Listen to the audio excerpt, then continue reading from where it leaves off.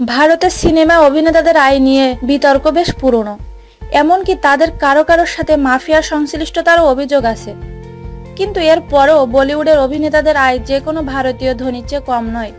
অক্ষয় কুমারকে ছাপিয়ে বলিউডে এবছর সবচেয়ে বেশি রোজগার করেছেন সালমান খান। পারিশ্রমিকের নিরিখে 1 নম্বরেই সল্লু, 2-এ নেমে গিয়েছেন অক্ষয়। চলতি আর্থিক বছরে বলিউডে এখন সর্বাধিক অগ্রিম আয়কর দিয়েছেন সালমান খান।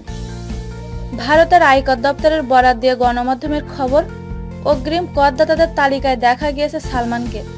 অগ্রিম কর দিয়েছেন 20 কোটি টাকা। গতবার সবচেয়ে বেশি অগ্রিম কর দিয়েছিলেন অক্ষয়, অর্থের পরিমাণটা ছিল 16 কোটি টাকা।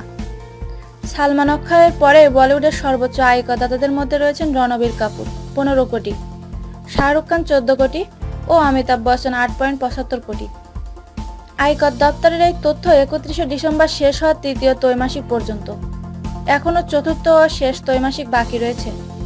তারপরই গোটা আর্থিক বছরের সর্বোচ্চ করদাতা বলিউড তারকার নাম জানানো হবে। আমাদের এই ভিডিওটি যদি আপনাদের ভালো লেগে থাকে তাহলে প্লিজ সাবস্ক্রাইব করুন, লাইক, কমেন্ট এবং শেয়ার করতে ভুলবেন না।